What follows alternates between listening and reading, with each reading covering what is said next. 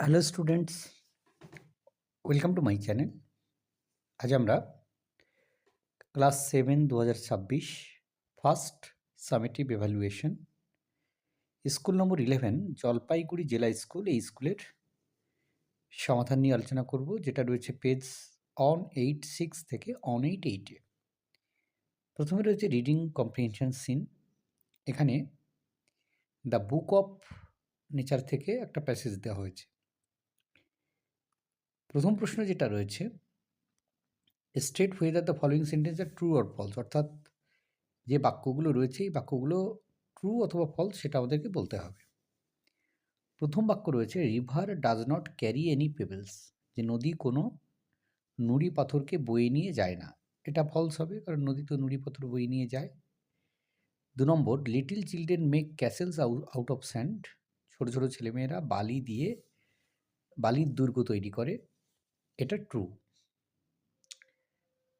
এবার রয়েছে প্রশ্ন উত্তর। প্রথম প্রশ্ন রয়েছে, how does a broken piece of rock reach a little river, কীভাবে একটা পাহাড়ের ভাঙা অংশ ছোট্ট নদীতে গিয়ে পৌঁছায়। উত্তর হলো যে rain washes the broken piece of rock from the mountain side into the valley. বৃষ্টি কি করে? বৃষ্টি পাহাড়ের যে ছোট অংশ যেটা ভেঙে থাকে পাহাড়ের পাদদেশে, সেটাকে নিয়ে চলে যায় উপত্যকাতে, where it reaches a mountain stream and then a little river. তারপর সেটা পাহাড়ি ঝর্ণার মধ্য দিয়ে ছোট্ট একটি নদীতে গিয়ে পৌঁছায়। দ্বিতীয় প্রশ্ন ছিল, how does a pebble become a grain of sand, যে কীভাবে একটা নুড়ি পাথর সেটা বালি হয়ে যায় আর কি, বালিতে পরিণত হয়। উত্তর হলো, the river keeps carrying and rolling the pebble, wearing it down and making it smaller and smaller until it finally becomes a grain of sand. নদী এটাকে বয়ে নিয়ে যেতে থাকে, নুড়ি পাথরটা গড়াতে থাকে, আর এটা বারবার ওই গড়াতে গড়াতে গড়াতে গড়াতে ছোট ছোট হয়ে যায়। ছোট ছোট হতে হতে এটা অবশেষে হচ্ছে বালির আকার ধারণ করে। নেক্সট রয়েছে উই আর 7 কবিতা। প্রথম প্রশ্ন যেটা রয়েছে, the graves of the girl's brothers and sisters are covered with green grasses, যে ছোট্ট মেয়েটার ভাই এবং বোনেদের যে কবর সেটা সবুজ ঘাসে ঢাকা রয়েছে। Two of her brothers and sisters lie in the churchyard, তার দুই ভাই বোন তারা শুয়ে আছে গির্জার কবরে। এবার রয়েছে রিডিং কম্প্রিহেনশন আনসিন। আনসিনটা আমরা প্রথমে পড়বো, তারপর প্রশ্ন উত্তরগুলো করব।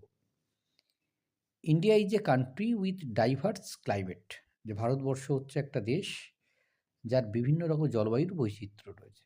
ইট gets a lot of rain, এটা প্রচুর বৃষ্টি পায়। But it does not get rain consistently throughout the year or uniformly in all the places.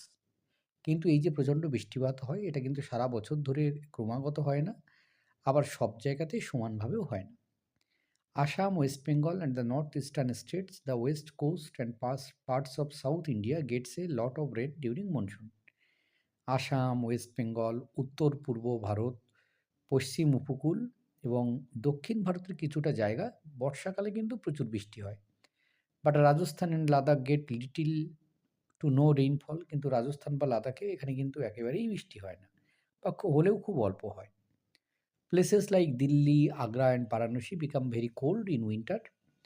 শীতকালে দিল্লি, আগ্রা, বারাণসীতে প্রচণ্ড শীত থাকে, and very hot in summer, গ্রীষ্মে প্রচণ্ড গরম থাকে। Kolkata has a short winter, কলকাতার শীতটা হচ্ছে কম সময়ের জন্যে। Which is not even really cold, আবার সেটা কিন্তু ভীষণ ঠান্ডাও নয়। The climate of the United kingdom is not like that of India, কিন্তু ইউনাইটেড কিংডমের যে জলবায়ু সেটা ভারতবর্ষের মতো নয়। It is generally a cool country, এটা স্বাভাবিকভাবেই একটা শান্ত বা ঠান্ডা একটা দেশ, but not as cold as central Russia, কিন্তু মধ্য রাশিয়ার মতো অতটা ঠান্ডাও নয়, due to the warm winds coming from the Atlantic Ocean, কারণ আটলান্টিক ওশান থেকে সেখান থেকে কিন্তু উষ্ণ বাতাস আসে।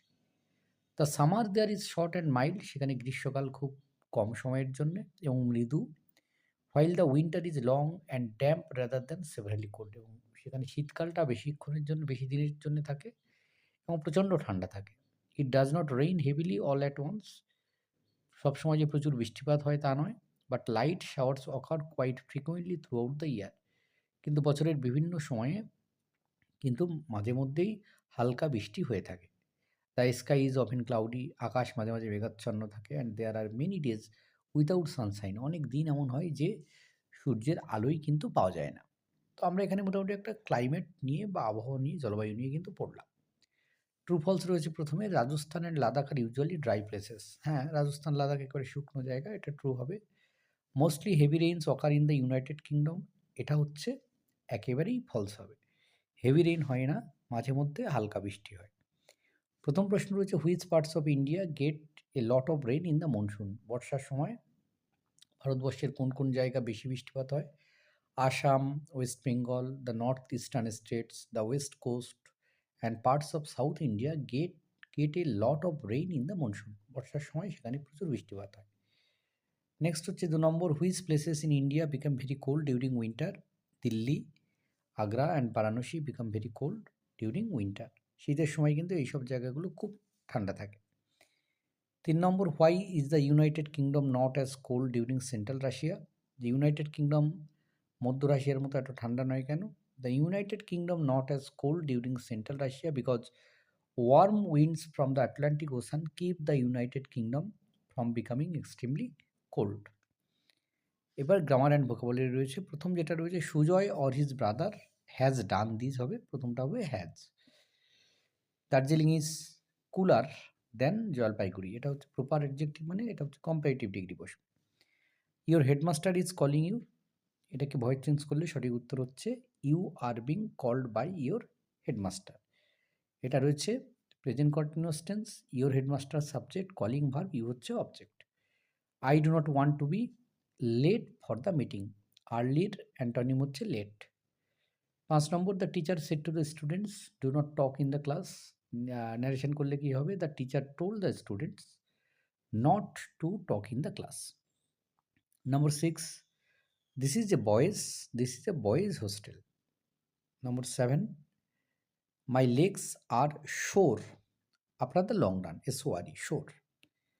Homophone, sore বসবে।